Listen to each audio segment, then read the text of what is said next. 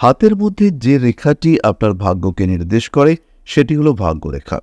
এটি সাধারণত মণিবন্ধের দিক থেকে উঠে শনির ক্ষেত্র পর্যন্ত যেতে দেখতে পাওয়া যায়। কিন্তু যদি কারো হাতে ভাগ্যরেখা না থাকে, সেই ক্ষেত্রে আয়ুরেখা, শিরোরেখা এবং হৃদয় রেখার সাপেক্ষে ভাগ্য নির্ধারণ করবার প্রচেষ্টা আমরা করে থাকি।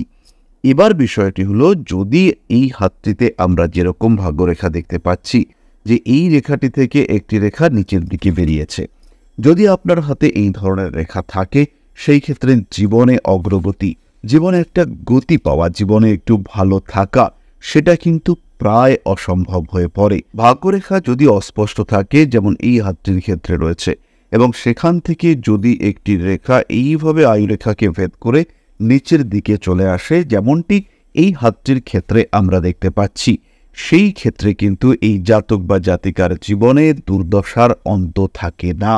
জাতক বা জাতিকা যতই চেষ্টা করুন না কেন, তার ভাগ্য উন্নতি বাধাপ্রাপ্ত হয়। কিন্তু তার ঠিক নিচেই যদি একটি উন্নতি রেখা এইভাবে দেখতে পাওয়া যায় এবং উপরের দিকের ভাগ্যরেখাটি স্ট্রংভাবে উপরের দিকে ওঠে, সেই ক্ষেত্রে জাতকের জীবনে বাধা এলেও জাতক কিন্তু সেই বাধা অতিক্রম করতে পারেন। খুব সহজেই জাতকের জীবনের বাধা বিপত্তিগুলি অতিক্রম করে তিনি সামনের দিকে এগিয়ে যেতে পারেন। কিন্তু তার জন্য অবশ্যই হাতে একটি উন্নতির রেখা এবং তার সঙ্গে একটি সুস্থ সুন্দর ভাগ্যরেখা থাকতে হবে। না হলে কিন্তু এই জাতকের জীবনে উন্নতি প্রবলভাবে বাধাপ্রাপ্ত হবে।